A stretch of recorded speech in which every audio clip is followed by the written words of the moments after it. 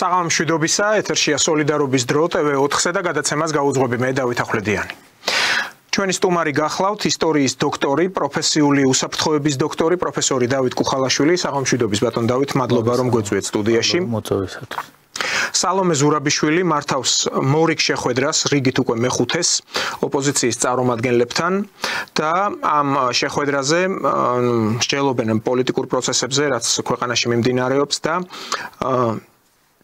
კერძოდ კოალიცია ცვლილებებისთვის ერთ-ერთი ლიდერი სამელენე ხოშტარიას განცხადებით შეხვედრაზე საუბარი იქნება საგარეო ვიზიტებზე, პოლიტპატიმრებსა და მიმდინარე საპროტესტო აქციებზე, აი ესეთი საკითხებით არიან ძირითადად დაკავებული, მაგრამ აქ ყურადღებას იპყრობს რა ის პარტიები, რომლებიც აქ მონაწილეობენ და გეტყვით ნაციონალური მოძრაობა, ძლიერი საქართველო, ეს კოალიცია ცვლილებებისთვის, გახარია საქართველოსთვის მონაწილეობს აგრეთვე, თავისუფლების მოედანი, ეს ახალი კიდე წარმონაქმნი და პარტია ფედერალისტები.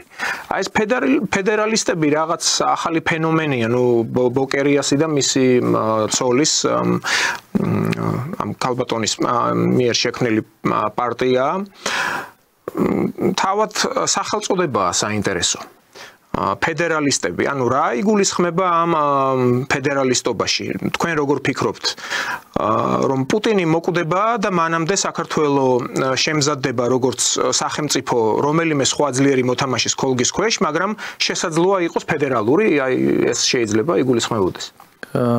შეიძლება რომ ერთ-ერთ ვერსიად ის იყოს სწორედ დაშვებული, რაზედაც თქვენ საუბრობთ, მაგრამ კიდევ ერთხელ უნდა დაუბრუნდეთ იმ გარემოებას, რომ ის ჯგუფი, რომელიც დღეს ერთმანეთის გვერდით ცის და ერთმანეთთან იკრიბება, მათ გააჩნიათ როგორც გარკვეულწილად ერთი, ასევე განსხვავებული პატრონები. ამიტომ ყველაფერი დამოკიდებულია იმ სახელმწიფოების სტრატეგიულ ინტერესებზე, თუ როგორ სურთ მათ მოვლენების განვითარება. რაც არ უნდა სახელები იცვალონ, რაც არ უნდა თქვათ რაღაც შეკრებები მართონ, მათ თავიანთი ისტორია უკვე დაწერეს საქართველოსთან მიმართებაში და ვფიქრობ, რომ ეს არ არის ის ისტორია, რომელთაც შეიძლება იამაყოს ნებისმიერმა თქვათ პოლიტიკურმა ლიდერმა. აქედან გამომდინარე, ყველაზე მთავარი დაარსებით გახლავთ ის, რომ სახელმწიფოა იმდენად უსუსური, რომ ადამიანთა წრეზე, რომელზედაც ჩვენ ვსაუბრობთ, მათ მნიშვნელოვან ნაწილს აქვს ჩადენილი სისხლსამართლის დანაშაულები და სახელმწიფო ამ მიმართულებით არ რეაგირებს.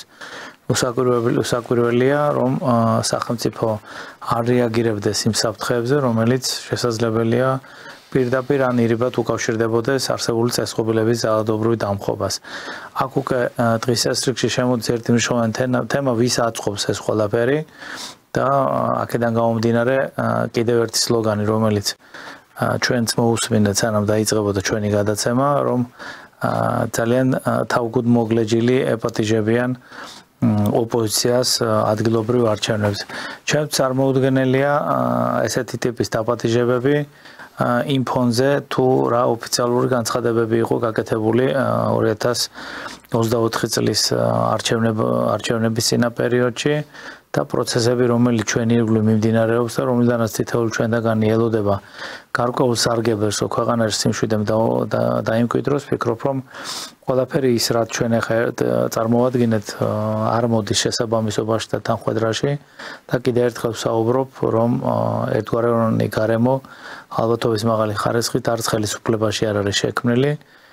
ვფიქრობ, რომ გარკვეულწილად იქაც თავბრუს დამხვევი მდგომარეობა არის და ვფიქრობ, რომ გარკვეულწილად ბევრი არალოგიკური განცხადება და ნაბიჯები იდგმება, რომელიც არ შეიძლება რომ ქვეყნის ეროვნული ინტერესების სასარგებლოდ მოქმედებდეს. აი თუნდაც ის განცხადება, ახლა ჩვენ უსმენდით პარლამენტის თავმჯდომარემ განაცხადა, რომ ამ ოპოზიციას თვითმმართველობის არჩევნებში მოუწევს მონაწილეობა, ან ყოველ შემთხვევაში სურვილს გამოთქვამენ, თან ისე თუ კი მათ მიუთითებენ მათი პატრონები.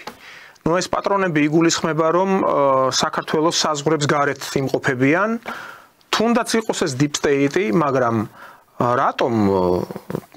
რატომ არის ეს შესაძლებელი, რომ თუნდაც იმ ოპოზიციურმა ძალამ, რომელიც გარედან იმართება, რანაირად ხდება ისე, რომ საქართველოში შეძლებს აქ მიიღოს მონაწილეობა რაიმე სახის არჩევნებში. ანუ ხელისუფლება იმპოტენტია, თუ რატომ აძლევს საშუალებას მაშინ ასეთ მართულ ძალებს მიიღოს მონაწილეობა რომ შექმნას ეს ყალბი პლურალიზმი და დემოკრატიის ანტურაჟი თუ როგორ არის საქმე აი ეს რო უფრო დაუმართლოთ თუ იქნება შესაძლებელი ჩვენგან განსხვავებით ჩვენ საუბრობთ მაღალი რანგის თანამდებობის პირზე რომელიც პრაქტიკულად აქტიურ მონაწილეობას ღებულობს სახელმწიფოს მათ შორის საგარეო პოლიტიკური კურსის ფორმირებაში. ეცე რომ ყველაფერი ის რაზედაც ჩვენ შეიძლება ვისაუბროთ და ისიც ვსაუბროთ ყოველთვის ალბათობის მაღალი ხარისხის და შესაძლებელია თუ ვფიქრობ რომ ამ შემთხვევაში პარლამენტის თავმჯდომარის განცხადება ეს არის მტკიცებულებითი ფორმის ჩავთვალოთ რომ დოკუმენტი რომელიც პირდაპირ მიუთითებს იმ გარემოებაზე რომ საქართველოს გენერალურ პროკურატურამ და საქართველოს კონსტიტუციურ უწყებამ უნდა დაიწყონ აქტიური სისხლისამართლებრივი დევნა. მე უბრალოდ ვერ ვგებულობ პირადად ჩემზე და დარწმუნებული ვარ ადამიანები რომლებიც გარკვეული არიან ზოგადად ქვეყნის უსაფრთხოების სისტემაში დამანგრევლად მოქმედებს ის განცხადება რომელზედაც პირდაპირ მიმანიშნებენ რომ ესა თუ ის პარტია მხოლოდ მაშინ მიიღებს მონაწილეობას თუ მას მისი პატრონები უგზავნებენ ეს იმას ნიშნავს რომ პრაქტიკულად მაღალი რანგის თანამდებობის პირის მხრიდან არის მცდელობა რომ ეს არის ნეფსი თუ უნებლიეთ მე არ ვიცი მაგრამ ეს არის გარკვეული მცდელობა რომ მოხდეს სპეცსამსახურების დისკრედიტაცია მეორე და მნიშვნელოვანი გარემოება გახლავთ კიდევ ის რომ ზოგადად არცეთ ესეთ ტიპის განცხადებაზე სახელმწიფო არ რეაგირებს და ჩვენ კიდევ ერთ რაღაცაზე უნდა ვისაუბროთ თუ კი ვაფიქსირებთ იმ მდგომარეობას რომ ეს პარტიები ზოგადად უცხო ქვეყნის ინტერესებს აღასრულებენ და ამისთვის არსებობს ბევრი ნივთიერი მტკიცებულება როგორც ღია წყაროში და დარწმუნებული ვარ რომ დახურულ წყაროში და ძალიან ბევრი ინფორმაციები გააჩნია როგორც ჩვენს კონსტიტუციურ ისე სადაზვერვო უწყებას რატომ არ ხდება რეაგირება მათ შორის საკანონმდებლო კუთხით და რატომ არ შეიძლება რომ პოლიტიკური თუ სხვა სახის დესტრუქციაში ჩაბმული პოლიტიკური პარტიები აღიკვეთონ და პრაქტიკულად მათ მოღვაწეობის საშუალება შეუკვეცონ მაგრამ ნიადაგი ხომ მაინც მზადდება თუნდაც ის კომისია რომელმაც უნდა შეისწავლოს მთელი რიგი გარემოებები ყოფილი ხელისუფლების დროინდელი და ესენი მათი სამართალმემკვიდრეები არიან ეს ოპოზიცია ჯამურად პირველ რიგში მაინც ვფიქრობ მე იურისტი არ გახლავართ მაგრამ ჩემი გადმოსახედიდან დაშვებულია შეცდომა როდესაც კომისიის თავმჯდომარედ არჩეულია მართველი პოლიტიკური პარტიის წევრი მე მაინც ვფიქრობ რომ ამ შემთხვევაში იქ უნდა ყოფილიყო ოპოზიციური ძალა და ამ შემთხვევაში ის ძალა რომელიც პარლამენტში შესულია ეს არის ხალხის ძალა და ვფიქრობ რომ დღესაც არის შესაძლებლობა რომ ესეთი თქვათ გარკვეული ცვლილება განხორციელდეს ამასთან ერთად ვფიქრობ რომ კომისიის მუშაობა უფრო მნიშვნელოვანი და უფრო საფუძვლიანი იქნებოდა იმ შემთხვევაში თუ ამ პროცესში მონაწილეობას მიიღებდნენ ისეთი მათ შორის არასამთავრობო სექტორის წარმომადგენლები და პირები და პირთა ჯგუფები რომლებიც არ არიან კომპრომეტირებული რომლებიც არ გამოირჩევიან რომელიმე პოლიტიკური პარტიისადმი თქვათ მლიქნოლური დამოკიდებულებით და ვფიქრობ რომ ამ შემთხვევაში იმ მოკვლევას რომელსაც ატარებს თქვათ ეს კომისია უფრო მეტი ძალა ექნებოდა თუმცა გითხრათ სიმართლე რასაც მე მოусმინე განსაკუთრებით გენერალური პროკურატურის ანგარიშიდან ეს არის უკვე განხორციელებული ქმედებები და ვფიქრობ რომ საქართველოს გენერალურ პროკურატურაში არის ზღვა მასალები რომლის შესახებაც ამ კომისიამ აუცილებლად მუშაობა უნდა დაიწყოს და კიდევ ერთი და მნიშვნელოვანი მე ერთ ინფორმაციას დღეს გავაკეთებ თქვენ ეთერში მაგრამ თავშევიკავებ უბრალოდ მომსმენს და დარწმუნებული ვარ რომ ამ ინფორმაციულ ნაკადებს უნდა აკონტროლებდეს შესაბამისი უწყებები მე მინდა ერთი რამ შევახსენო უწყებებს რომ ჩემს მიერ რამოდენიმე თვის განმავლობაში არაერთხელ მიმართული იქნა ყოფილი პრემიერ-მინისტრის ადმინისტრაციას სახელმწიფოსათვის მნიშვნელოვანი ინფორმაციის შესახებ რომ პრაქტიკულად ყოფილი ხელისუფლების პირობებში ჩადენილი დანაშაულებებისთვის დაკავებული პირი საქართველოს ეროვნული ინტერესების საზიანოდ გადაცემული არის საქართველოსადმი მტრულად განწყობილ სეპარატისტურ რეჟიმს. არანაირი პასუხი ოფიციალური მე არ მიმიღია და ვფიქრობ რომ შესაძლებელია რომ იმ იერარქიას სადაც ეს წერილები გაიყინა შესაძლებელია იყვნენ ისეთი პირები რომლებიც ზოგადად ასრულებდნენ უცხო ქვეყნის ან პოლიტიკურ ან სამხედრო სადაზვერვო სამსახურების ინტერესებს. ამიტომ ეს გააზრებისათვის და მე აუცილებლად შესაძლებლობის ფარგლებში წარვადგენ ღია ეთერის მეშვეობით იმ დოკუმენტებს, რომელიც დაადასტურებს ყველაფერი იმას, რაზეც მე ვსაუბრობდი და სწორედ ესეთი ტიპის დოკუმენტებზე უნდა მსჯელობდეს კომისია. ჯერ ვერ ვამბობ თუ ისეა საუბარი. ჯერჯერობით არ ვსაუბრობ, მაგრამ ამაში დასამალი არაფერი არ არის, ოფიციალურად მტკიცებულებით ფორმის დოკუმენტებით მოგვიწევს ჩვენ ამაზე საუბარი თუ დროული რეაგირება არ განხორციელდება სახელმწიფოს მხრიდან. კი ბატონო. და აი მართველი პარტიის თქვენ ახსენეთ რომ კომისიას ხელმძღვანელობს მართველი პარტიის წარმომადგენელი და კიდევ ერთი ქართული ოცნების წევრი გია ვოლსკი ამბობს ასეთ რამეს რომ ჩვენ სერიოზული შეტევის ქვეშ ვართ, ასეთივე შეტევის ქვეშ არის ამერიკის შეერთებული შტატების ახალი ადმინისტრაცია. ძალების სერიოზული კონცენტრაცია მიდის იმისთვის რომ ახალი ადმინისტრაციის მშვიდობის განვითარების იდეა დამარცხდეს. აქ იგულისხმება სწორედ ეს deep state-ი, რაზეც უკვე რამდენიმე თვე არის საუბარი ყოველ შემთხვევაში ტრამპის ხელმეორედ მოსვლის თანავე დაიწყო ამაზე მსჯელობა. ბატონ დავით, თქვენ როგორ ფიქრობთ, გასაგებია რომ ამ deep states აქაცაა, კავკასიაშიც აქვს საცეცები. ახლა შორს წასვლა არ გვინდა, სამეზობლოშიც რომ იმოვიხედოთ, ყველაფერი ნათლად ჩანს. და რასაკვირველია ეს ოპოზიცია, რომელსაც ჩვენ ვახსენებთ, რომელიც სურაბიშვილთან არის შეკრებილი. თან ისეთი, მართალია საშუალო ასაკის არიან, თუმცა ჭყინტები არიან მაინც, ანუ ახალგაზრდა თაობა არის.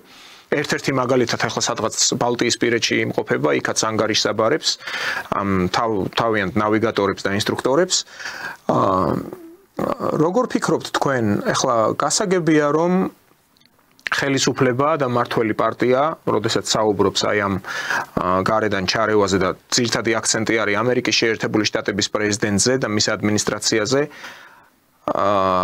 რამდენად არის შესაძლებლობა იმისი დღევანდელ მსოფლიოში შექმნილ ამ გეოპოლიტიკურ და თუ სტრატეგიულ თუ ნებისმიერ სხვა ვითარებაში რომ ეს deep state-ი, რომელიც საკმაოდ ფესვგადგმულია და ძლიერია, რომ თუნდაც ტრამპმა და მისმა ხალხმა დაამარცხოს. მის ხალხში იგულისხმება ეს მისი გუნდი, რომელიც ჯერჯერობით ჩანს რომ საკმაოდ შეკრულია. ასე იგი პირველ რიგში უნდა ძალიან დიდი განსხვავებაზე ვისაუბრო საქართველოსა და ამერიკის შეერთებული შტატების ეროვნულ საფრთხეების სისტემაზე. მიუხედავად იმისა, რომ გარკვეული მაინც თეატრალური დადგმების ეტაპებს გავდივართ, ყველაფერი ის რაც ღია წყაროებში გადმოიცემა და ვგებულობთ, მეც ასახად მინდა ერთი რამ განვაცხადო, რომ ამერიკის შეერთებული შტატები მსგავსად რუსეთის ფედერაციისა ეს არის მყარი ეროვნული საფრთხეების სისტემის მქონე ქვეყანა, სადაც ლაბორატორიულ დონეზე არის გათვლილი აბსოლუტურად ყველა ქმედება. ამიტომ ზოგადად ცოტა სხვა კონტექსტში უნდა წარმოვიდგინოთ ტრამპის განცხადებები, იმიტომ რომ ამერიკის შეერთებულ შტატებს ყავდა ეგრეთ წოდებული პირობითად წყალებში ბოროტი პრეზიდენტი და მმართველობა და დღეს მოვიდა კეთილი მმართველობა.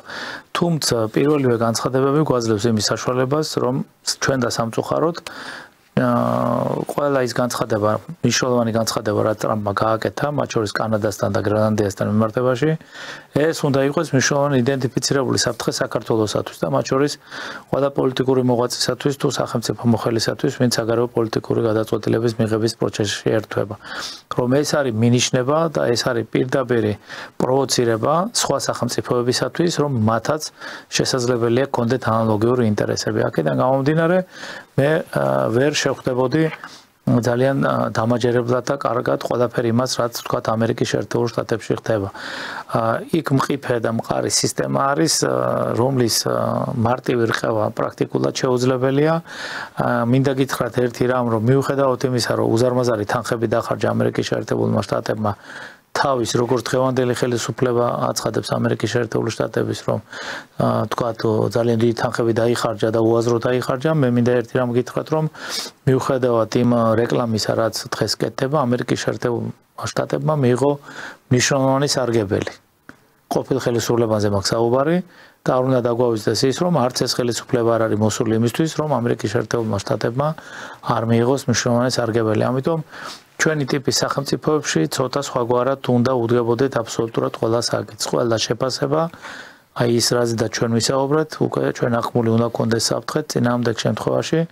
დამერწმუნეთ, რომ ყველაფერი ის რაც გადავიტანეთ, შეიძლება ერთიანად როგორც ძალიან დიდი დარტყმა ბომბი რო აფეთქებოდა ისეთნაირად შეიძლება შეუბრუნდეს ჩვენს ეროვნულ უსაფრთხოებას. ესე რომ არ ვფიქრობ რომ რაიმე დაიმედების რაღაც განწყობა უნდა შეუქმნათ მოსახლეობას რომ ამერიკა და აქცენტირებული იყოთ ამერიკის შეერთებული შტატების განცხადებებს. გავიგეთ ეს ყველაფერი დასრულდა ჩვენ უნდა ვისაუბროთ იმაზე რომ შევქმნათ ძალიან მყარი ეროვნული უსაფრთხოების სისტემა. კიდევ ერთი მომენტი, რადგან შევეხეთ ამ არჩევნების საკითხს და ეს ხელისუფლების წარმომადგენლები რადგან ამბობენ ამას, თვითონ დროის ფაქტორიდან გამომდინარე, გასაგებია რომ ჭიდილი აქვთ ამ ძალებს, ოპოზიციურ ძალებს ხელისუფლებასთან, მათი ინტერესი იყო რომ დაენიშნათ რიგარეში არჩევნები, ანუ ყოველ შემთხვევაში მცდელობა იყო რომ ჩამოშლილიყო ეს ხელისუფლება და შემდეგ შემდგარიყო ახალი არჩევნები, მოწოდებებიც საკმაოდ ხშირად ისმოდა. ახლა ხელისუფლებამ გადაწონა აშკარაა რომ უფრო მეტად ძლიერია ვიდრე ეს ოპოზიცია, ანუ ის პრინციპში ფერმკრთალია ამჟამად თუ არ ჩავთვლით ეს მარტო მხოლოდ სალომე ზურაბიშვილთან ამ ლიდერების შეკრება და ისინი ხელისუფლების წარმომადგენლები ამბობენ რომ აი ოპოზიციას თუ თქვათ იქ მიანიშნებენ ეს მათი მფარველები ან თუ თვითონ გადაწყვეტენ ან რას გააკეთებენ მეორე ამბავი ეკობახიძემ თქვა მაგალითად რომ კი ბატონო მიიღონ მონაწილეობა მაგრამ მაინც ვერ მოიგებენ თუ კი ეს არჩევნები ჩატარდება ახლა ეს თვითმმართველობის არჩევნები, ხოლო მათ უნდათ რიგარეშე საპარლამენტო არჩევნები. ჩვენ ვიცით რამხელა წნეხს და ეგრეთ წოდებულ პრესს განიცდის დასავლეთის ძალებისგან საქართველოს ხელისუფლება. ასე ხო დიდხანს ვერ გაგრძელდება. თუ გაისად ჩატარდა თვითმმართველობის არჩევნები, ესე იგი ამ გარე მოთამაშეებს მაინც არ ყოფნით საკმარისი ძალა რომ წააქციონ საქართველოს ხელისუფლება. გითხრათ სიმართლე პირველად ვამბობ ამას, მაგრამ როდესაც არჩევნების გაყალბებაზე ოპოზიცია შეელობდა და ბრალს უყენებდა საქართველოს ხელისუფლებას, შეიძლება იუმორად ჩავთვალოთ, მაგრამ ყველა იუმორში გარკვეული სიმართლე, გითხრათ სიმართლე მждება შთაბეჭდილება, რომ ოპოზიციას ის მომხრეები არ გააჩნდა იმ რაოდენობით, რაც არჩევნებში დაფიქსირდა.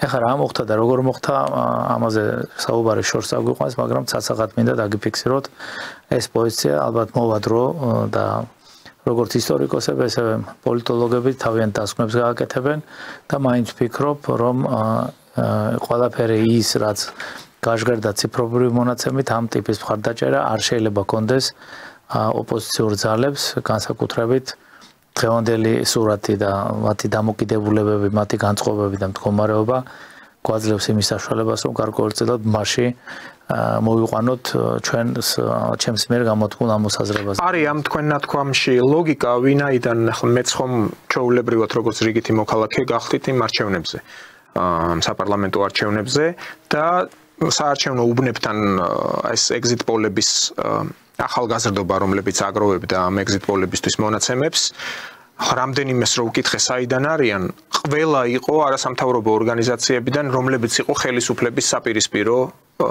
ორგანიზაცია.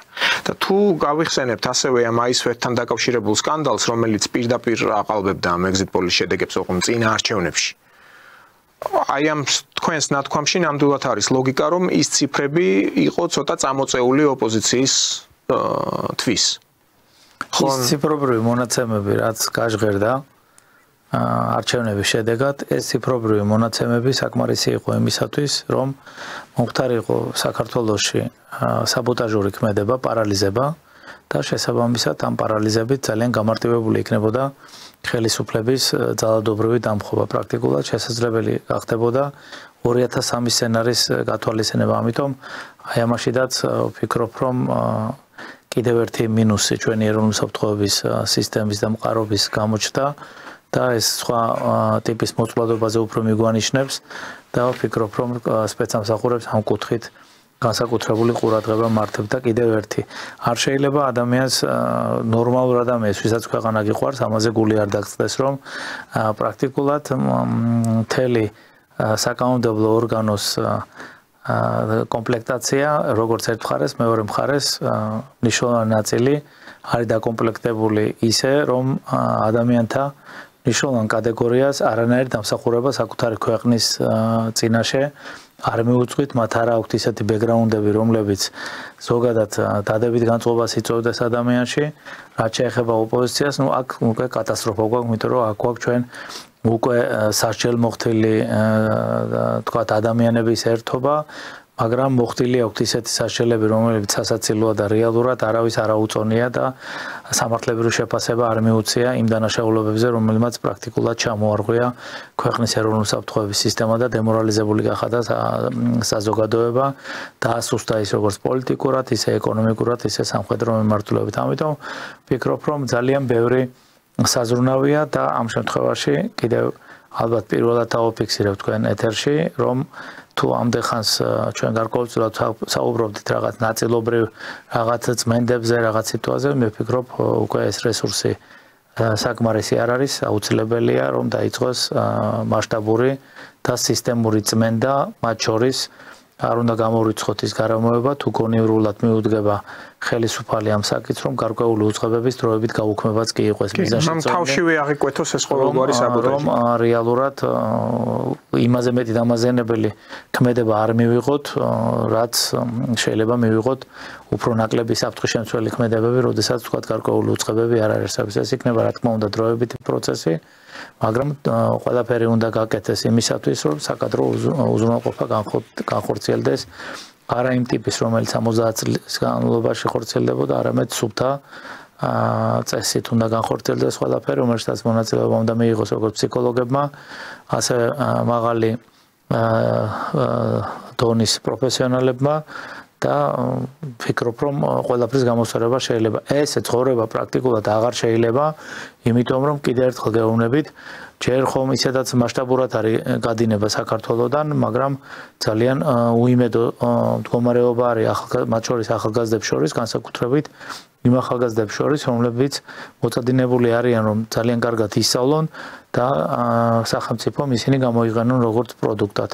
პრაქტიკულად ჩვენ უყურებთ ისეთი პროდუქტის გამოყენებას, რომლებიც არასოდეს არ შეიძლება რომ პროდუქტი ყოფილიყვნენ და ჩვენ თუ ესე გავაგრძელებთ, დამერწმუნეთ, რომ პრაქტიკულად სადღაც 3-დან 5 წლამდე შესაძლებელია სახელმწიფო სამსახურებში კონდეს ისეთი საკადრო უზრუნველყოფა, სადაც წერა-კითხვაც მოსანატრებელი იქნება. და ანუ აშკარა დეფიციტი შეიქნება. დიახ, და აქ უკვე ჩვენ ვსაუბრობთ წერა-კითხვაზე, მაშინ როდესაც იმ საფრთხეების ირგვლივ, იმ საფრთხეების შესახებ, რომელზედაც ჩვენ ხშირად ვსაუბრობთ, რომლის წინაშეც საქართველოს დგას, უფრო ღრმა და სისტემური ანალიტიკური სისტემის შექმნა საჭირო, სადაც მაღალი დონის ანალიტიკოსებია საჭირო და როგორ გვინდა რომ ეს პროდუქტი მივიღოთ იქ, სადაც წერა-კითხვის პრობლემა არის, უბრალოდ ჩემს წარმოუდგენელია. კატასტროფული მდგომარეობა გაანთლების სამინისტროში და ვფიქრობ, რომ პირველ რიგში სამინისტრო მთლიანად თავიდან ბოლომდე ჩამოსაშლელია, რაღაც ძალიან დაბალი სტატუსის მქონე უწყება უნდა შეიქმნას და ნელ-ნელა უნდა დაიწყოს თქვათ ის ქმედითი ღონისძიებები, ისეთი ქმედითი ღონისძიებების განხორციელება, რაც რეალურად სახელმწიფოს მისცემს შესაძლებლობას, რომ ჩამოყალიბდეს ქვეყნის სახელმწიფოებრივად მოაზროვნე და ქვეყნის მოყვარული ადამიანების ერთობა. სასკოლო ასაკიდან რას უყურებთ, უბრალოდ ვერ წარმომიდგენია ანალიტიკური სისტემა ზოგადად როგორ გვაქვს ესე მოშლილო, სულ მცირე არ ვსწავლობთ ჩვენი სამეზობლო საგანმანათლებლო სისტემებს. ყველა სადაზვერვო სამსახური, ყველა ქვეყნის ამას სწავლობ. ჩვენ რატო არ ვსწავლობთ? ნახეთ რა მდგომარეობაა თურქეთში, რა მდგომარეობაა რუსეთში, რა მდგომარეობაა აზერბაიჯანში, რა მდგომარეობაა სომხეთში, იმ კუთხით თუ როგორ იზრდებიან იქ თავიანთ საკუთარი ქვეყნის სადმე პატრიოტულად განწყობილი ადამიანები და თუ ეს ჩვენ არ დავიწყეთ მათ შორის პატარა ასაკიდან ბაღებიდან არ დავიწყეთ, არაფერი ჩვენ არ გვეშველება. ამიტომ კიდევ ერთხელ ვიმეორებ ხელისუფლებას, ვფიქრობ, ჭირდება ძალიან მძიმე, მაგრამ აუცილებელი ნაბიჯების გადადგმა, რომ ძალიან ბევრი უწყება პრაქტიკულად გასაუქმებელია. კიდევ ერთხელ ვიმეორებ, საქართველოს არ არის ის ქვეყანა, რომელსაც ამდენი მინისტრი ჭირდება, რომელსაც ამდენი დეპარტამენტი ჭირდება და თუ ამას ჩვენ სწორად აღვიქვამთ, მე ვფიქრობ, რომ გარკვეულწილად ეკონომიკურ უსაფრთხოებასაც ძალიან დადებით ასახვას პოვებს თუ ჩვენ სწორ საკადრო პოლიტიკას წარმართავთ. კი ბატონო, ეკონომიკურ კომპონენტზე აუცილებლად ვისაუბრებთ გადაცემის მსვლელობისას. მე ბატონ დავით მივაქციე ყურადღება თქვენს ნათქვამს, საკადრო პოლიტიკას გულისხმობ, რა თქმა უნდა, დავიწყებ თუნდაც საკანონმდებლო ორგანოდან. ხო, თქვენ ბრძანეთ, რომ იქ როგორც მართველი პარტიის მხრიდან, ასევე ოპოზიციის მხრიდან იმ მანდატების მქონე პირებზეა საუბარი, რომლებიც პარლამენტში მოხდა. ახლა კლასიკური გაგებით სხვა ქვეყნებსაც რო გადავხედოთ მართლ ძალას, რომელსაც უმრავლესობა აქვს, ხშირია შემთხვევა ჩვენც ვაკვირდებით, რომ არის იქ გარკვეული ბალასტი. როდესაც შედიან ახალი სახეები. თქვათ რა ბექგრაუნდი აქვს სხვა საკითხია. ასე რომ აქ კიდე ძიმეთი დასმით შეიძლება შეღავათის გაკეთება, თქვათ პირობითად. მაგრამ ოპოზიციას რაც შეეხება, ეს არის ყოველად დევალვირებული პოლიტიკურად, ესე იგი, უავტორიტეტო ხალხი, სახეები, რომლებიც ტივტივებენ, მაგრამ უარყოფითი დამოკიდებულება მათი საქმიანობის მიმართ საზოგადოებაში უფრო დიდია, ვიდრე მათ თავად ასე სწამთ. ეს სახეზეა. ასე რომ ამ კუთხით მართლაც რაღაც უნდა მოხდეს გაჯანსაღება. ეხლა რაც შეეხება საკადრო პოლიტიკას აღმასრულებელ ხელისუფლებაში. თქვენ მართლაც ბრძანებთ, არის იმის რისკები და საფრთხე, რომ გადინება მოხდეს.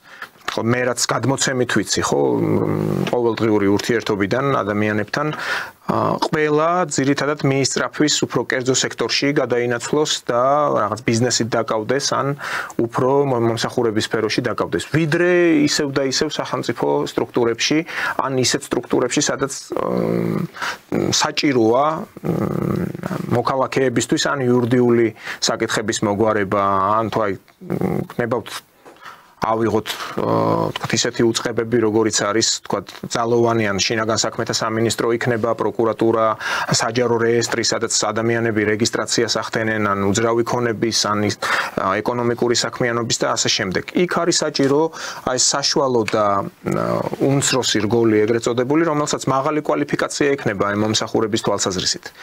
ამის დეფიციტის ნიშნებიც არის და თქვენ სწორად მიუთითებთ, რომ სათავე ამ ყველაფრისა არის განათლება. განათლების სისტემაში რომ ყველაფერი არის თავიდან ასაწყობი და თავიდან უფრო ხისტი ხელი აქვს საჭირო. და აი მეურნე კარგი გაგებით, რომელიც განათლების სისტემას ააწყობს.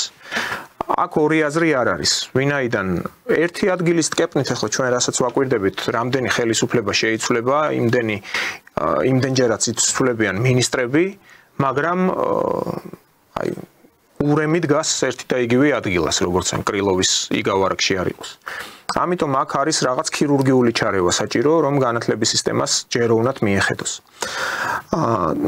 ეკონომიკას რაც შეეხება, დღეს საინფორმაციო ველში, როგორც ოპოზიციის წარმომადგენლები, ასევე ხელისუფლების წარმომადგენლების პასუხებია, ისევ და ისევ დერეფნებს შეეხება საკითხი და ამოტივტივდა ისევ ანაკლიის თემა. ახლა იქ ხაზარაძის თანაპარტიელები ამბობენ და თავად ამ კაცმა თქვა რამდენიმე დღის წინ, რომ ამერიკის შეერთებულ შტატებში ესეთი ორპარტიული კომისია სენატში, კონგრესში იხილავს მიზანშეწონილობას მთელი მსოფლიოს მასშტაბით ის პორტები, რომლებიც ოპერირებენ, რა მდგომარეობაში არიან ამერიკული იმპორტიორები თუ ექსპორტის კუთხით და ხომ არ არის დაბრკოლება აქ. შესაბამისად, ანაკლიის საკითხი ამერიკელებისთვის იყო საჭირო და ხელისუფლება კი აგდებს ამ ანაკლიის თემას. ამას ამბობს ხაზარაძე და დღეს მისი ერთ-ერთი ეს თანაპარტიელი ახალგაზრდა კაცი. იქ 72 მილიონი დაიხარჯაო, ან პერიოდულად რამდენიმე ტრაქტორს მიიყვანენ, რომ შექმნან შტაბ-ჭრილება, რომ იქ რაღაცა კეთდება. ჩვენ ვიცით ხელისუფლების პოზიციაც, რომ პორტი აუცილებლად აშენდება. ვოლსკი გამოეხმაურა ამ საკითხს სხვათა შორის და თქვენ როგორ ფიქრობთ, აი ეს ანაკლიის თემა გასაგებია, რომ იქ ძირითადი დატვირთვა და ეს ლაპარაკი არის როგორც დერეფანი, ეკონომიკური დერეფანი, მაგრამ სამხედრო სტრატეგიული საკითხი უფრო ეს ამერიკელებისთვის, ამ გეოპოლიტიკასთან ვართ ისევ კავშირში. თურქეთი, რომელსაც აქვს რამდენიმე პორტი, სხვათა შორის თავის ჩრდილოეთ, უпростоროდ შავი ზღვის სანაპიროზე ფლოტიც უდგას, ვიცით ბოსფორს თურქეთი აკონტროლებს. ვინ დაუშვებს საქართველოში ანაკლიის პორტის სამხედრო დატვირთვის მქონე ბაზად გადაკეთებას? ჩვენი მეზობლები ამას დაუშვებენ, თქვენ როგორ ფიქრობთ? საქართველოს ხელისუფლების დიდი სურვილიც რო იყოს, რომ გქონდეთ ამერიკელებთან ამის შესახებ რაღაცა მოლაპარაკებები. ესე იგი პირველ რიგში მაინც იმ საკადრო საკითხზე პირველ მიმართულებაზე ვერ დაგეთანხმებით იქიდან გამომდინარე რომ როდესაც ჩვენ ვადარებთ თქვათ ევროპულ სახელმწიფოებს ან ამერიკის შეერთებულ შტატებს საქართველოს მე ვფიქრობ რომ ზოგადად ამ ტიპის შედარება საერთოდ არ უნდა ხორციელდებოდეს მე კიდე ერთხელ გეუბნებით რომ იქ არის მყარი ეროვნული საფრთხეების სისტემა და იქ თუ რაღაც პატარა შეცდომებს შეიძლება საკადრო პოლიტიკა იტანდეს საქართველოს არ არის ისეთ მდგომარეობაში რომ ესეთი რამე მარტივად გადაიტანოს ქვეყანა. Როგორ მიგაჩნია თქვენ როდესაც თქვათ პირობითად ამ საპარლამენტო უმრავლესობაზე ვსაუბრობთ და აქ გვაქვს ესეთი თქვათ ძალიან ცუდი შედეგი. ესენი ხო პრაქტიკულად წარმოადგენენ ადამიანებს, რომლებიც შემდეგ მიდიან აღმასრულებელ ხელისუფლებაში, ესენი წარმოადგენენ ადამიანებს, რომლებიც ქმნიან კანონებს და მათ შორის უნდა შექმნან ისეთი კანონმდებლობა, რომელიც ქვეყნის ეროვნულ საფრთხეების გრადობას ხელს უნდა უწყობდეს. ესე იგი, რა გამოდის, რომ რეალურად ჩვენ თავიდანვე უშვებთ შეცდომას კომპლექტაციის პროცესში და შემდეგ ეს შედეგი აუცილებლად უარყოფითად იმოქმედებს ქვეყნის ეროვნული საფრთხეების სისტემაზე. ამიტომ ზოგადად მაინც ვფიქრობ, რომ ამ ტიპის კომპლექტაცია არ უნდა არსებობდეს და საზოგადოებას უნდა მიეცეს უფრო მყარი არჩევანის საშუალება, ადამიანებმა უნდა იცოდნენ ყველა იმ ადამიანის შესახებ, ვისაც ისინი ხმას აძლევენ. პრაქტიკულად დამერწმუნეთ, რომ არჩევნები ისე ჩატარდა, რომ ზოგადად ციებში არსებული ადამიანების შესახებ, ყველა შესახებ, რა თქმა უნდა, მნიშვნელოვანი ინფორმაციები არ არსებობს და ამაზე ახლა საუბარი ცოტა შორს აგუღას. ამიტომ ერთ რაიმეზე უნდა ჩამოყალიბდეთ, რომ ალბათ საარჩევნო სისტემა შესაძლებელია და აუცილებლად მაღალი ავტორიტეტის და პროფესიონალ ადამიანებს და განათლებულ ადამიანებს უნდა მიეცეს პარლამენტში შესვლის და მოღვაწეობის საშუალება. თამბერტუნე თუ ესე არ იქნება, ჩვენ ზოგადად ვერანაირად ვერ მივახდებთ იმას, რაც ყველაზე მეტად გვინდა, რომ ეგრეთ წოდებულს ვარ, თუ ჯიგრიანი ჯიგარის მქონე ადამიანები მოვიდნენ, რომელთაც გული შედგება საქართველოს. რაც შეეხება ახლა დერეფნების თემას. მე მაინც ვფიქრობ, რომ ამერიკის შეერთებული შტატები მიუხედავად იმისა, რომ თქვათ ახლა გარკვეული დაღმავალი ციკლი აქვს, მას საკმაოდ კარგი კონსერვაცია აქვს გაკეთებული, როგორც აგენტურული აპარატის მხრივ, ისე მათ შორის საზღვაო პორტებთან დაკავშირებით ის ფლობს ფოთის სპორტს და ზოგადად ჩვენ არ უნდა ამოვიგდოთ მეხსიერებიდან ის გარემოება, რომ ფოთის პორტი ზოგადად სანამ გასხვისებოდა მანამდე მთელი საკანონმდებლო და აღმასრულებელი ხელისუფლება და მათ შორის საქართველოს ყოფილი პრეზიდენტი აქტიურ მონაწილეობას ღებულობდნენ იმისთვის, რომ მოეშალათ სტრატეგიული დანიშნულების სტატუსი პორტებისათვის და კიდე სხვა ობიექტებისათვის. გაგიგია თვინვე რომ თანაშაულისთვის დაუშიათ? შეუფასებია ვინმეს ის მატერიალურ, ფინანსური თუ სხვა ტიპის ზიანი, რომელიც მიადგა საქართველოს. მე მაქვს ერთი ესეთი შეკითხვა. ფოთის სპორტი არის ფაქტიურად მართალი ეს არის დანიური კომპანიის ხელთ, მაგრამ რეალურად ეს არის რამდენადაც ჩემთვის ცნობილია, ეს არის ამერიკის შეერთებული შტატების სამხედრო თვირთებზე მომუშავე კორპორაცია, რომელიც ჯერ კიდევ მეორე მსოფლიო ომის შემდეგ თანამშრომლობს ამერიკის შეერთებულ შტატებთან. თანამედროვე ეტაპზე ფლობს რა ის თავიდან ბოლომდე ყველა წილს თუ გვიფიქრია იმაზე, რომ კონკრეტული ოპერატიული აუცილებლობიდან გამომდინარე, როდესაც ქვეყანა მნიშვნელოვანი საფრთხის ქვეშ არის და რაღაც კონკრეტული ტვირთის შემოტანა არის აუცილებელი გემით, მათ შორის თუნდაც საბრძოლო საშუალებები. ამ შემთხვევაში არის ესეთი მოცემულობა, რომ ამერიკის შეერთებული შტატების სტრატეგიულ ინტერესებში არ შედის ამ ტვირთის გამოტარება. რა ბერკეტები აქვს საქართველოს ხელისუფლებას იმისათვის, რომ ფოთის სპორტი გამოიყენოს საკუთარი ეროვნული საფრთხეებისათვის. ახლა ამ თემის მეტი გაშლა ვფიქრობ, რომ არ არის სასურველი, გამგები გაიგებს და მაინც ვფიქრობ, რომ სამართლებრივი პასუხისგებლობა არ არის ესა ჩემი ახირებული რაღაც დამოკიდებულება და არავის დაჭერა ის მომხრე მე არა ვარ. მაგრამ სამართლებრივი შეფასებები აუცილებელია იმისათვის, რომ ის ადამიანები, რომლებიც ჩადიან დანაშაულს, განგზობადობით შემდეგ არ ვიხილოთ საკანონმდებლო ორგანოში, აღმასრულებელ ორგანოში და ესე შემდეგ და ეს შემდეგ. თუ ამას არ გავაკეთებთ, ჩვენ მუდმივი პრობლემის ქვეშ იქნება. მე მგონი ვთქვით ის, რაც ყველაზე მეტად მნიშვნელოვანია და საფრთხის შემცველი. ესე გამოდის, რომ ჩვენ სამხედრო უსაფრთხოების კუთხით ფოთის სპორტის გასხვისებით გვაქვს იდენტიფიცირებული საფრთხე.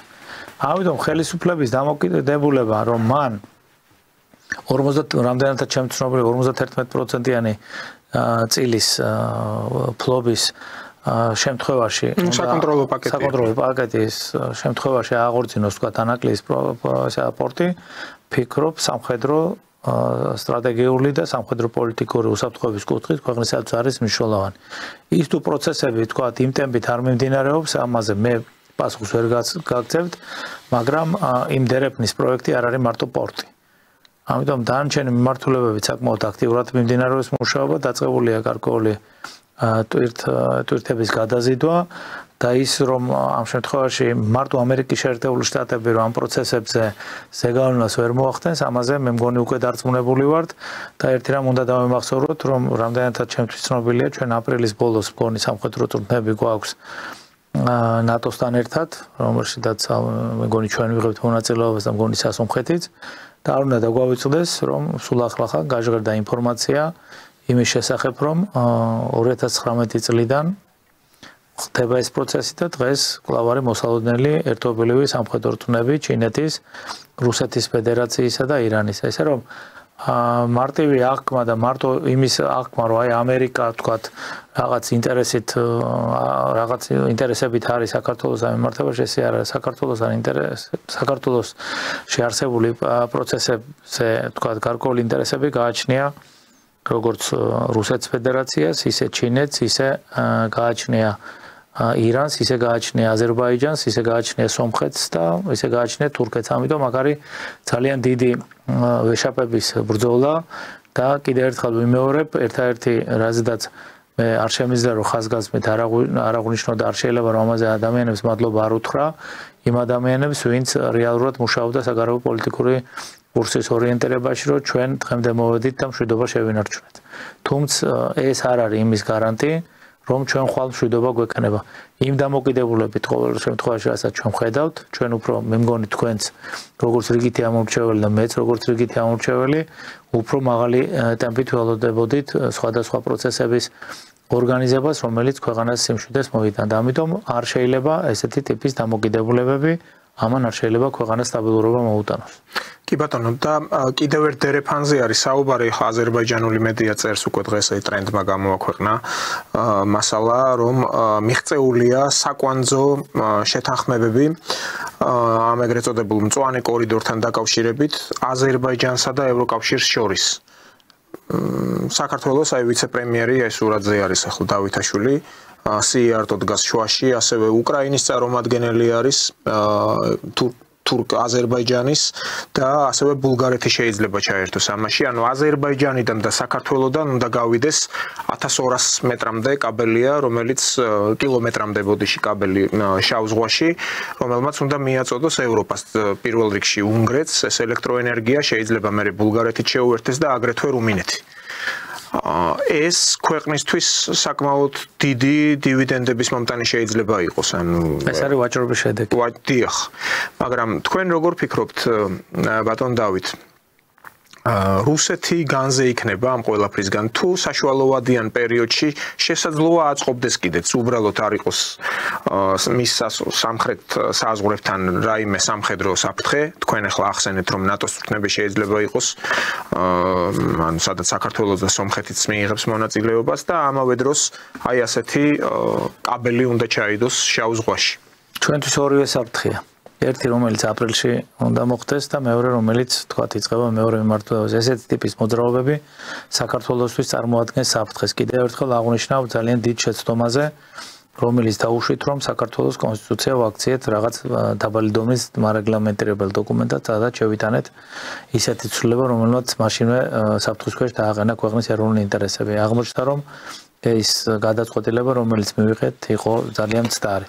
ეხლა რაც შეეხება მეორე პროექტს, ვფიქრობ, რომ აქაც კიდევ ერთხელ ვიმეორებ, ეს არის ვაჭრობის შედეგი და ვფიქრობ, რომ გარკვეულწილად დადებითი შედეგია, მაგრამ არსებობს გარკვეულწილად ხილული და უხილავი მოძრაობები. ის რომ ზოგადად რომელიმე ქვეყანა არ სახელდება პროექტთან მიმართებაში, ეს იმას არ ნიშნავს, რომ ამ ქვეყანას არ აქვს სარგებლის მიღების შესაძლებლობა. ამიტომ არსებობს ძალიან დიდი სქემები, რომელზედაც საუბარი ძალიან შორს წაგვიყვანს, მაგრამ ამ შემთხვევაშიც აქაც ვაჭრობის თემაა, რომ იმ სახელმწიფოებმა, რომლებიც პირდაპირ არ არიან ჩართული ამა თუ იმ პროექტში, მათ თავიანთი კომპანიების მეშვეობით მიიღონ მნიშვნელოვანი სარგებელი სხვადასხვა პროექტები და ამიტომ აქაც კიდევ ერთხელ ვიმეორებ, ყველაფერი დამოკიდებულია იმ ჯგუფზე, რომელიც მუშაობს საგარეო პოლიტიკური ვექტორის ჩამოყალიბებაზე, მათ სწორ გადაწყვეტილებაზე იქნება დამოკიდებული ქვეყანაში მშვიდობის დამკვიდრება და მისი ეკონომიკური აღორძინება. ამიტომ თუ ჩვენ მოგვეცამა საშუალება, რომ ყველა იმ პროექტში, რომელიც უკვე მიმდინარეობს და რომელსაც უფრო მასშტაბური გავრცობის საშუალება აქვს, დამერწმუნეთ, რომ ჩვენს ქვეყანაში მყარი ეკონომიკური და შესაბამისად მერე პოლიტიკური სიტუაცია იქნება. ამიტომ ის დივერსიფიკაცია, რომელსაც ჩვენ ვაკვირდებით პროექტებთან დაკავშირებით, ეს არის სწორი ნაბიჯი, რომელიც ქვეყნის ეროვნული საფრთხეების მდგრადობის ხელშემწყობი გარემოება. კი ბატონო. და ბატონ დავით, უნდა გადავინაცვლოთ ახლა უფრო ევროპისკენ. ურსულა ფონ დერ ლაიენის მმართველობის 100 დღე შესრულდა. ის გამოდის ინიციატივით, რომ ევროპა უნდა გაძლიერდეს შეერაღების თვალსაზრისით, შესაძლოა იქ ჩამოყალიბდეს ერთიანი თავდაცვის ასე ვთქვათ კონტინგენტი და ეს ყველაფერი ხდება ამ უკრაინაში მიმდინარე ომის ფონზე. ლავროვიც გამოთქვამს კმაყოფილებას ამერიკის შეერთებული შტატების პირველი ნაბიჯებით და ასევე დაიწყო ზელენსკის ვიზიტი ხდება პრინც ბენ სალმანს და ხვალ უკვე ჯედაში გაიმართება ამერიკულ დელეგაციასთან შეხვედრა. საინტერესო გახლავთ ის, რა გადაწყვეტილება იქნება მიღებული ამ ამერიკელებთან, თუმცა ჟონავს უკვე ინფორმაცია და გერმანულ მედიას ვერავინ ვერ ასწრებს ამაში, აი თქვენ როგორც ბრძანებთ ხოლმე, აი სადაზვერო დატვირთვა უფრო აქ ხანდახან გერმანულ მედიას, ვინაიდან საკმაოდ ძლიერი ანალიტიკოსებიც ყავთ. ბილდს აქვს ინფორმაცია, რომ ტრამპს უნდა დროზე ადრე მოაშოროს ზელენსკი უკრაინის პრეზიდენტობიდან. დახურული არხებით მიდის მაქსიმალური ზეწოლა მასზე, რომ ის აღარ იყოს უკრაინის პრეზიდენტი და ახლა უკვე გაშიფრულია ის მომენტი, რის გამოც არის ასეთი მოწადინებული ტრამპი. ის ვერ პატიობს ზელენსკის 2020 წელს ჰანტერ ბაიდენის უკრაინაში მოღვაწეობაზე და ბაიდენების კლანის მიერ ფულის თეთრების დამალვის ფაქტებს. ანუ ის ჩვენ რაც ვიხილეთ ოვალურ კაბინეტში გასულ კვირას, აი, როდესაც მოხდა ესეთი მძიმე საუბარი ტრამპსა და ჯეი-დი ვენს და ტრამპს და ზელენსკის შორის, ადასტურებს იმას, რომ ეს კაცი პრინციპში უკვე ჩამოწერილია, უბრალოდ დროის ფაქტორია, დრო განსაზღვრავს, როდის მოხდება მისი ჩამოშორება ხელისუფლებიდან. აი ამ კონტექსტში თქვენ როგორ ფიქრობთ, ევროპა მართალია განიცდის იცის რა, რომ ბევრი რამე შეიცვალა ამერიკის პოლიტიკაში, თუნდაც ევროპის მიმართ. ურსულა ფონ დერ ლაიენი აი თავის გამოსვლაში მაინც ამბობს, რომ სტრატეგიული პარტნიორობა შტატებთან რჩება და იმედი მაქვს, რომ მაინც გაგრძელდება ეს კარგი თანამშრომლობა ამერიკის შეერთებულ შტატებთან. და როგორ გონიათ თქვენ, როდის დაულაგდებათ მათ ეს ურთიერთობა, ვინაიდან არ ჩანს, რომ შტატები რაიმეს პატიობს, თუნდაც იმ საბაჟო ომში, რაც გამოუცხადა უკვე ევროკავშირს. ესე იგი, პირველ რიგში თვითონ ფსიქოლოგიური პორტრეტი ტრამპისა გვაძლევს იმ დასკვნის გაკეთების საშუალებას, რომ ის არავის არაფერს არ აპატიებს, მას აქვს როგორც პირადი, ისე სახელმწიფოებრივი შესაძლებლობები დღეს და ამიტომ ვფიქრობ, რომ ის თავიდან ბოლომდე არა მარტო გაანეიტრალებს, არამედ გააცამტვერებს იმ ძალებს, რომლებსაც მისი არაპრეზიდენტობის პერიოდში სურდა მისი განადგურება. ეს თაკე გადავდოთ, ალბათ სწორედ ამ სცენარის ნაწილი იყო ღია ეთერში უპრეცედენტო შემთხვევა, როდესაც პრაქტიკულად მას გადაიგდეს უკრაინის პრეზიდენტი და როგორ შეიძლება რომ აი ეს იყო ერთ-ერთი მნიშვნელოვანი, არ ვიცი ახლა რამდენად შეიძლება რომ ამას დავარქვათ, მაგრამ მაინც სადაზვერო კუთხით ვიტყვი, რომ მას ჰქონდა სადაზვერო დატვირთვა, რამე თუ პრაქტიკულად იმ სცენამ და იმის ანალიზმა რაც იქ მოხდა, გამოიწვია პრაქტიკულად სამხედრო პოლიტიკური დემორალიზაცია უკრაინის როგორც ხელისუფლების, ისე მოსახლეობის. თუ დააკვირდით ჟურნალისტთა მნიშვნელოვან ნაწილმა იქ გააშუქა მე მგონი საელჩოს წარმომადგენლის და ჟურნალისტის რომელიც იღებდა უკრაინელების ისა და ისიც კი საკმარისი იყო უკვე იმ დემორალიზაციის დამადასტურებელი ფაქტისა, რომელზეც მე ვსაუბრობ. ამიტომ შემთხვევითი მოვლენები არ არსებობს, ისიც წინასწარ გასთვლილი იყო, რა და როგორ უნდა მომხდარიყო, ეხლა რაც შეეხება უშუალოდ ევროპას და მე 100 წელი გადის პირველი 100 წელი და ცოტა მეტია გასული პირველი მსოფლიო ომის დასასრულიდან. თუ დავაკვირდებით მოვლენათა განვითარებას, გარკვეული პარალელიზმი იქაც არის. გარკვეულ ეტაპზე რუსეთის ინტერესების საწინააღმდეგოდ მოღვაწეობდა როგორც დიდი ბრიტანეთი, ისე ამერიკის შეერთებული შტატები, ისე საფრანგეთი, მაგრამ ისინი უარს არ ამბობდნენ რუსეთზე იმის გამო, რომ რუსეთს გააჩნდა იმ დროს ისეთი სამხედრო ძალა, რომელიც აუცილებელი იყო ამ კოალიციური ერთობისათვის. საბოლოო ჯამში იქაც ალბათ გონივრული საგარეო პოლიტიკური ვაჭრობის შედეგად ამერიკის შეერთებულმა შტატებმა და დიდმა ბრიტანეთმა მიიღეს რუსეთის სასარგებლო გადაწყვეტილება. ამიტომ პროცესი და ვიცით შემდეგ რა პროცესები განვითარდა, მათ ჰქონდათ მნიშვნელოვანი შიში ასევე იმისა, რომ განსაკუთრებით ევროპულ სახელმწიფოებს, რომ რუსეთი უკვე იმ დონეზე იყო, ნახეთ როგორი სიტუაცია მძინვარებს სამოქალაქო ომი და ამ სამოქალაქო ომის მძინვარების პერიოდში პრაქტიკულად რუსეთის ბოლშევიკური რუსეთი იწყებს ზრუნვას ყოფილი იმპერიის კონტროლს დაქვემდებარებული ტერიტორიების დასაბრუნებლად. რომ არ ყოფილიყო ნეიტრალიტეტი ამერიკის შეერთებული შტატების და ბრიტანეთის, მე დარწმუნებული ვარ, რომ იმ პერიოდის ბოლშევიკური რუსეთი ამას ვერ შეძლებდა. ამიტომ მე მაინც ვფიქრობ, რომ ევროპას იმაზე მეტი დიდი საზრუნავი აქვს, ვიდრე ჩვენ. იქიდან გამომდინარე, რომ მე ზოგადად არ გამოვრიცხავ, ევროკავშირის არც დაშლა არ არის გამორიცხული. გააჩნია ახლა მოვლენები კიდე როგორ განვითარდება, მაგრამ აქ ყველაზე დიდი საფრთხე გახლავთ ის, რომ შესაძლებელია, რომ ამ ვერშაპებმა დაიწყონ ევროპის გადანაწილება.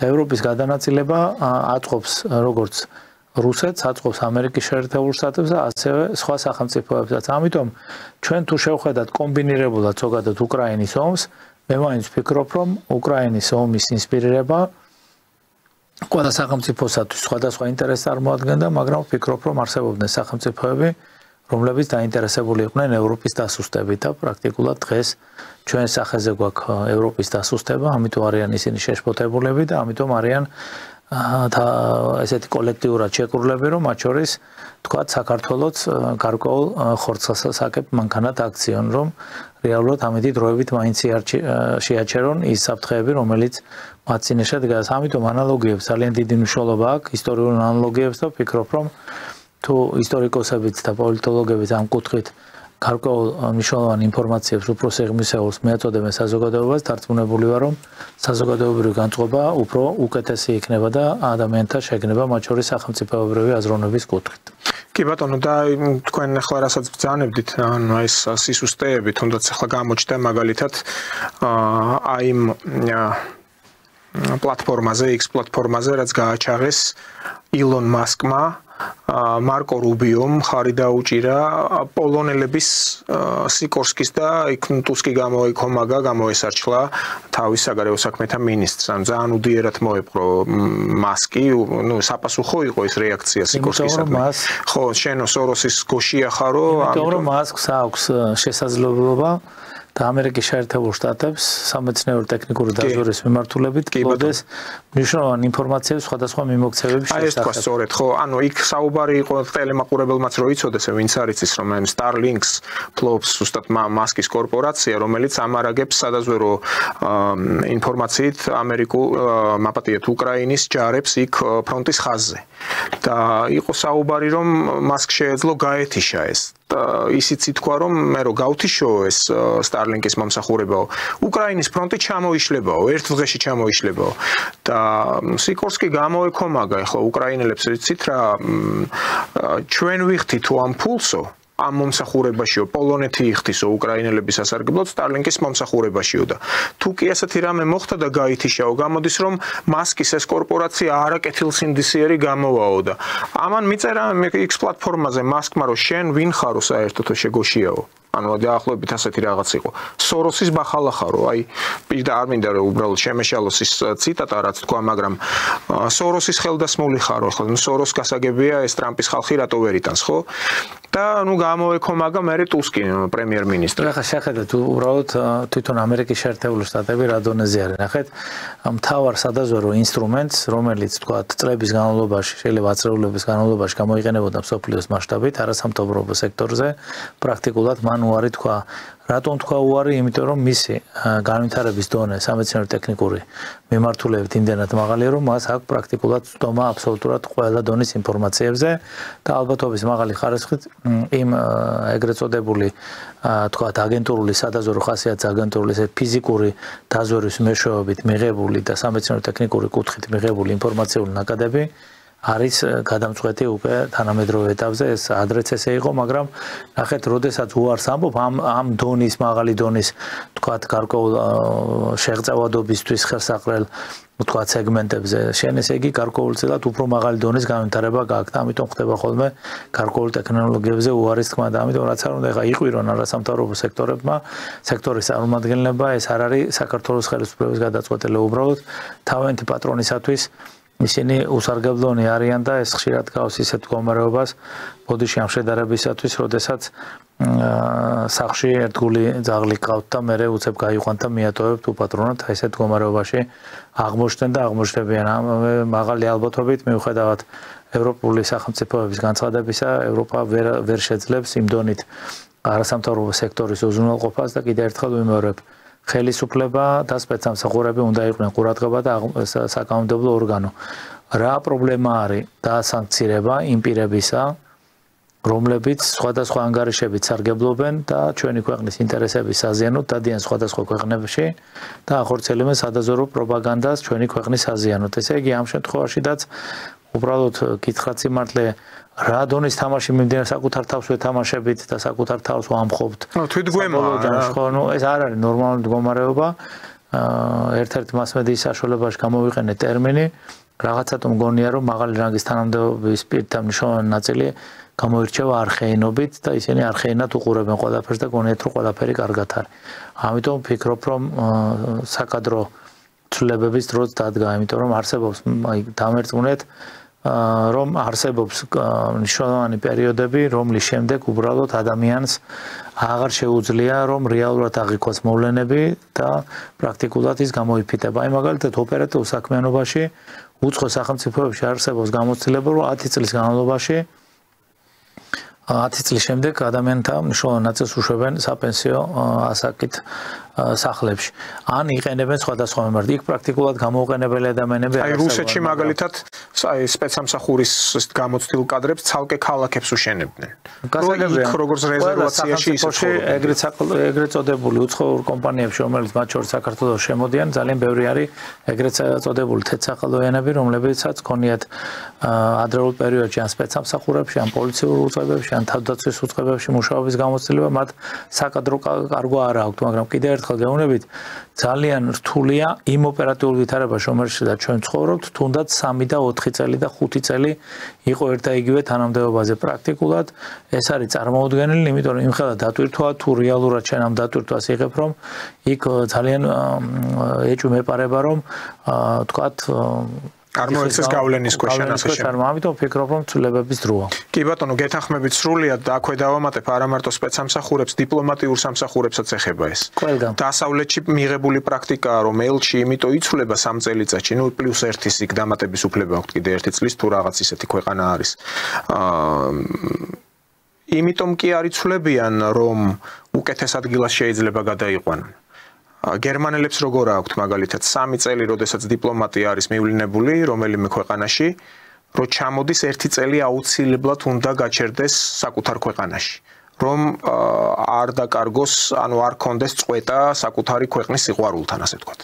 და მიჩნეულია, რომ თუ ამ 3-4 წლის შემდეგ კიდე შეიძლება არ შეიცვალოს ეს პროფესიონალი დიპლომატი, ელჩი იქნება ან ელჩის მოადგილე ან დესპანი ან ასე შემდეგ. მას შეიძლება გაუჩნდეს რაღაც სენტიმენტები იმ ქვეყნის მიმართ, სადაც ის უკვე არის სამუშაო ასპარეზზე. შესაბამისად, ამიტომ უნდა გამოიცვალოს. აი ასეთი არის მსოფლიო პრაქტიკა და კიდევ ერთ დავამატებ, თქვენ სწორად მიანიშნეთ, საქართველოში არიან დიპლომატები, რომლებიც უფრო დიდი ხანი არიან სხვა ქვეყნებში. ორი მიზეზით არის ალბათ გამოწვეული. ერთი ის, რომ პროფესიონალი კადრების დეფიციტია ისევ და ისევ. ან ამ ადამიანებს მართლაც გონებრივი შესაძლებლობები და მაღალი ინტელექტის პატრონები არიან და შეუცვლელები არიან თუნდაც ამიტომ იმ თანამდებობებზე. ორი ვარიანტი ან არის მესამე შემთხვევა, რომ შესაძლებელია თვითონ ის ქვეყანა ითხოვს, რომ ეს პირი დარჩეს და ეს არის ეს არის უკვე დიდი საფრთხის შემცვლელი, რა თქმა უნდა, გეთანხმებით სრულიად. ამიტომ მე ესე არ ვიტყოდი, იმიტომ რომ შეუცვლელი კადრები არ არსებობენ და ეს ცვალებადობა იმითოა საჭირო, რომ რეალურად ახალი კადრების მომზადება ხდება. მე შემთხვევით სპეციალურად არ ვახსენებ საგარეო საქმეთა სამინისტროს უწყებებს, რამე თუ უნდა ვიცოდეთ ერთი რამ, რომ ყველა სახელმწიფოში საგარეო საქმეთა სამინისტროს უწყება უცხო სახელმწიფოებში აღასრულებს საკუთარი ქვეყნის ინტერესებს და ისინი პირდაპირ მასში არიან სადაზორო სამსახურებთან. ნუ ერთ სიტყვით რა, ერთი რაღაც ტექნოლოგიური სპეციალური ტექნოლოგია გვჭირდება, რომ აბსოლუტურად ყველა სახელმწიფო მოხელე ან პერსპექტივაში სახელმწიფო სამსახურში დასაქმების პერსპექტივის მქონე ადამიანები შემოწმენ ლოიალობაზე ზოგადად რამდენად ისინი არიან სახელმწიფოებრივად მოაზროვნეები, რამდენად არიან ისინი ზოგადად ინტელექტუალურად მზად, რომ იბრძოლონ საკუთარი ქვეყნის ინტერესებზე. თუ ესეთი რაღაც ტექნოლოგია არ შევისყიდეთ, არ გავიარეთ, ადამიანის გონებით პრაქტიკულად ჩვენ ამას ვერ ვწყვიტავთ. კი ბატონო, და ჩვენ საეთერო დროც უკვე თითქმის გვეწურება, მაგრამ დაახლოებით 5 წუთი გვაქვს. ევროპაზე როდესაც საუბრობდი და იქ ურსულა ფონ დერ ლაიენის მმართველობის 100 დღეზე, აქვე პარალელურ რეჟიმში ევროპის საბჭო კვლავ მოუწოდებს საქართველოს გააუქმოს, ეს არის მინისტრთა კომიტეტი ევროსაბჭოსი, გააუქმოს კანონი LGBT პროპაგანდის, ეს ეგრეთ წოდებული კანონი, რომელიც ყბადაღებულია უკვე ამდენი ხანი, დღემდე ვერ ისვენებენ. უნდათ რომ მოვაშთონ საქართველოსთან ეს კანონი ოჯახური ღირებულებების შესახებ. ნუ ეს LGBT კანონმდებლობა ეს ფრთოსანი ფრაზასავით გახდა, ახლა გასაგებია, რას ეხება ეს. და ამავე დროს მაპატიეთ ჩვენი მეზობელი თურქეთი აცხადებს 2025 წელს LGBT პროპაგანდასთან ბრძოლის წლად. გასაგები.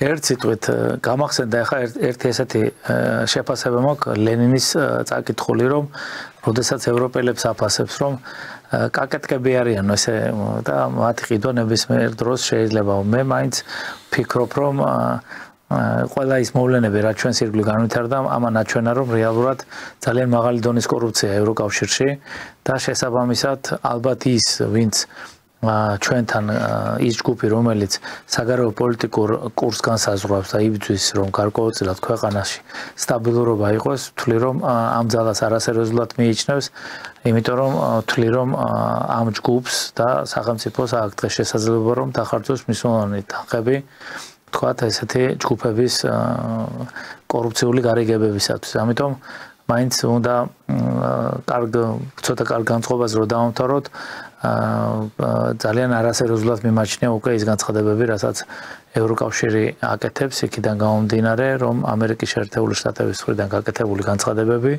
და საქართველოში უკვე მზარდი განწყობები თქვათ ევროკავშირის წინააღმდეგ, ვფიქრობ, რომ მათ სიტყვას რაიმე წონის მქონეთ აღარ ტოვებს.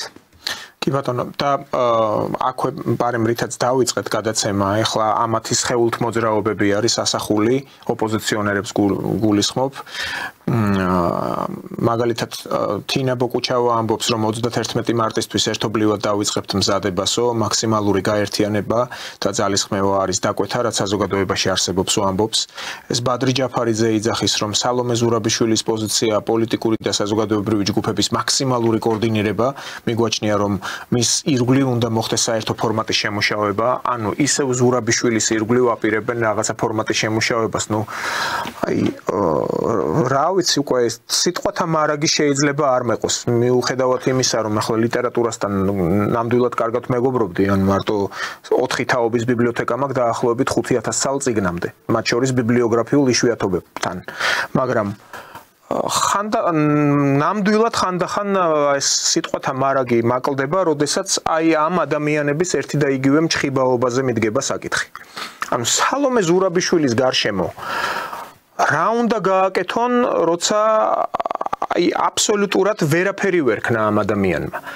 აი მისი პატრონები ვინც კი არიან, მათაც ვერ შეძლეს რაიმე ქმედითი განეხორციელებინათ საქართველოში. რატომ აკეთებენ ამას? ნუ თუ არ აყავთ ან რაღაცნაირი აი people metri არა აქვთ ისეთი რომ გაიგონ რეალური განწყობა ქართულ საზოგადოებაში თუ სხვა გამოსავალი არ აქვს, იმიტომ რომ ეს არის ღერძი, რომლის ირგვლივად მათ ავალებენ, რომ ისინი მუდმივად იყვნენ. ერთი რამ აუცილებლად უნდა ვთქვათ, ზურაბიშვილმა თავის საქმე გააკეთა საქართველოს ადმინისტრული საქმიანობით. ეს იყო როგორც სააკაშვილის ხელისუფლების პერიოდში ყოფნისას, ისე ამ ხელისუფლებაში ყოფნისას, ეს კიდევ ერთხელ ადასტურებს იმ გარემოებას, რომ ჩვენ სამწუხაროდ ძალიან ნაკლებად სუვერენული სახელმწიფო ვიყავით და გვაღებინებდნენ ისეთ გადაწყვეტილებას, რომელიც ჩვენი ინტერესების შესაბამისი არ იყოს. და მინდა შევახსენო მოსახლეობას, რომ ჩვენთან საქართველოში არის ესეთი მე მგონი კარგი თუ არ მეშლება, რომ ეკალზე ვარდი არასოდეს არ ამოდის და მინდა შევახსენო საქართველოს მოსახლეობას, რომ საქართველოს დემოკრატიული რესპუბლიკის ხელისუფლება ჩემთვის პირადად და ისტორიული წყაროების ანალიზი მაძლევს ამის საშუალებას, რომ ეს არის ხელისუფლება, რომელმაც უღალატა ქართულ ეროვნულ ინტერესებს, რომელმაც ბრძოლის პირობებში დატოვა პირთითველა ბიჭები და საქართველოსთვის გულანთებული ადამიანები და თვითონ ემიგრაციაში წავიდა. იმის ღირსათაც კი არ ჩათვალა, რომ თუნდაც კაპიტულაციაზე ეზრუნა, რომ ამდენი სისხლი არ დაღვრილიყო საქართველოში და მათმა უაზრო პოლიტიკამ არა მარტო 1921 წელს, არამედ 1924 წელსაც, როდესაც ისინი ეს აჯანყება იმართებოდა საფრანგეთიდან, ძალიან ბევრი ადამიანის სიცოცხლე შეეწირა. ამიტომ კიდევ ერთხელ ვიმეორებ, ეკალზე ვარდი არ ამოდის და რაც დაშვებულია ამას ამ წუთში ვერაფერს ვერ უშველით, რომ მომავალში საკადრო პოლიტიკაზე უნდა ვიზრუნოთ, რომ ესეთი შეცდომები დაშვებული არ იქნას. ძალიან დიდი მადლობა ბატონ დავით საინტერესო საუბრისთვის. მე ტელემაყურებელს შევახსენებ, ჩვენი სტუმარი გახდათ ისტორიის დოქტორი, პროფესიული უსაფრთხოების დოქტორი, პროფესორი დავით კუხალაშვილი. ჩვენ კი შევხვდებით ხვალ 19 საათზე. მადლობა ყურადღებისთვის, ნახვამდის.